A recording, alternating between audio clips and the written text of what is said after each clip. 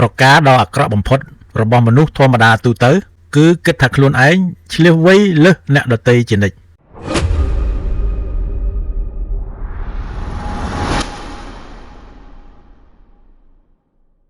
បើខណៈនេះខ្ញុំសូមនាំយករឿងអ្នកការទូតនិងអ្នកចៅទូកយកមកអានចែករំលែកជូនអ្នកទាំងអស់គ្នាស្ដាប់ទុកជាចំណេះដឹងបាទរឿងនេះខ្ញុំដកស្រង់ចេញពីសៀវភៅប្រាជ្ញាជីវិត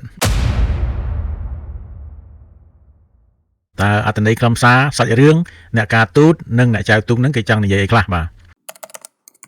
កុំយកចំណុចខ្លាំងរបស់ខ្លួនទៅរិះគន់ចំណុចខ្សោយអ្នកដទៃសតិបញ្ញាដែលមានជាប់នៅនឹងខ្លួនតាំងពីកំណើតសុទ្ធតែមានប្រយោជន៍អ្នកមិនគួរមើលងាយខ្លួនឯងហើយក៏មិនត្រូវមើលងាយអ្នកដទៃផងដែរអ្នកខ្លះអាចនឹងមានគុណសម្បត្តិឬមានសមត្ថភាពខ្ពង់ខ្ពស់លេចធ្លោក៏ពិតមែនតែនៅភ្លេចខ្លួនចូលចិត្តវាយរឹកសម្ដែងនៅអំនួតរបស់ខ្លួនមនុស្សគ្រប់គ្នា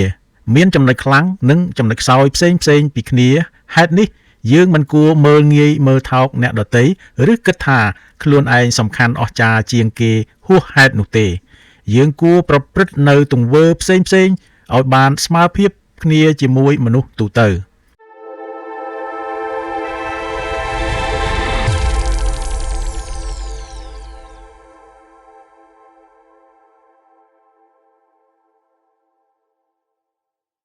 កាន់អ៊ូជាមន្ត្រីដ៏ល្បីល្បាញម្នាក់ត្រូវបានបញ្ជូនកាន់ទៅ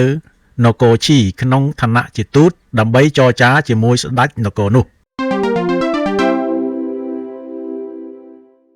ក្រោយពីធ្វើដំណើរអស់រយៈពេលជាច្រើនថ្ងៃគេបានមកដល់មាត់ច្រាំងទន្លេមួយដែលចាំបាច់ត្រូវពឹងពាក់ទៅលើអ្នកចែវទូកអ្នកចែវទូកចែវមកដល់មាត់ច្រាំងឃើញកាន់អ៊ូស្លៀកពាក់ឯកសណ្ឋានជាមន្ត្រីរាជការក៏សួរថា Hello there លោកចង់ឆ្លងទន្លេទៅណាដែរ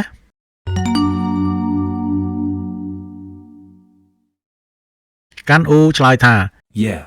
យើងទៅនគរឈីក្នុងនាមជាទូតដើម្បីចរចាជាមួយនឹងស្ដេចនគរនោះ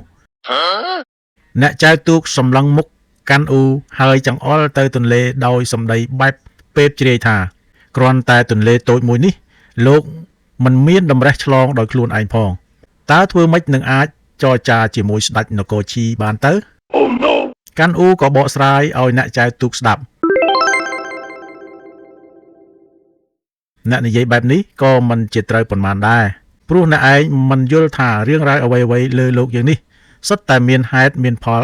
មានរបៀបបែបផែនរបស់វាផ្សេងពីគ្នាមួយមុខមានចំណុចខ្លាំងនិងចំណុចខ្សោយរៀងខ្លួនឧទាហរណ៍ដូចជាមន្ត្រីសុចរិតទៀងត្រង់យុត្តិធម៌មានការទទួលខុសត្រូវខ្ពស់អាចជួយព្រះមហាក្សត្រក្នុងការគ្រប់គ្រងប្រទេសឲ្យមានការរីកចម្រើនប៉ុន្តែมันអាចដឹកនាំទ័ពទៅធ្វើសង្គ្រាមបានទេឯសេះដែលមានជើងដ៏រឹងមាំ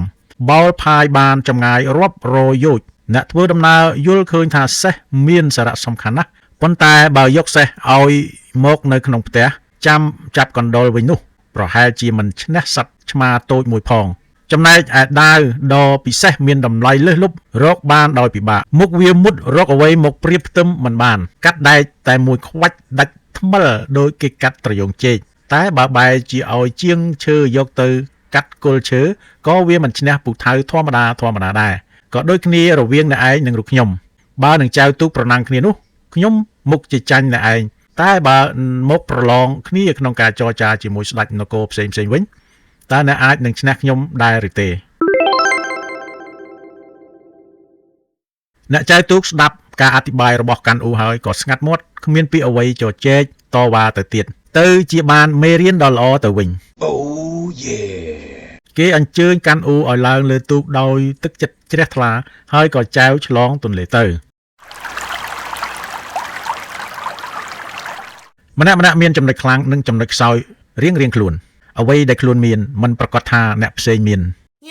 ហើយអ្វីដែលគេមានក៏មិនប្រកាសថាយើងមានដែរដូច្នេះបើយកចំណុចខ្លាំងរបស់ខ្លួនទៅរិះគន់អ្នកដទៃនោះគឺជាប្រការដែលមិនសមរម្យទេមនុស្សប្រភេទនេះទោះជាពូកែឆ្លាតឬមានទេពកោសល្យខ្ពស់យ៉ាងណាក៏ដោយក៏ទង្វើរបស់គេមិនអាចយកធ្វើជាគំរូដ៏ល្អបានដែរព្យាយាមលើកសរសើរចំណុចល្អរបស់អ្នកដទៃអត់ឱនដល់ចំណុចខ្វះខាតរបស់គេ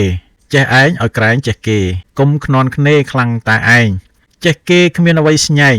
ចេះរបស់ឯងបានវាខ្លាំងគិតនេះខុសមហន្តៈទោះរៀនក្រាន់ក៏មិនខ្មេះសំអាងឯងមនុស្សចេះចុះគេនោះមនុស្សស្អីវិញបាទនេះជាអត្ថន័យខ្លឹមសារក្នុងសៀវភៅប្រាជ្ញាជីវិតក្នុងសាច់រឿងអ្នកការទូតនិងអ្នកចែវទូកបាទបងប្អូនបានស្ដាប់ហើយយកទៅពិចារណាហើយចែករំលែកទុកជាចំណេះដឹងផងបាទសូមអរគុណ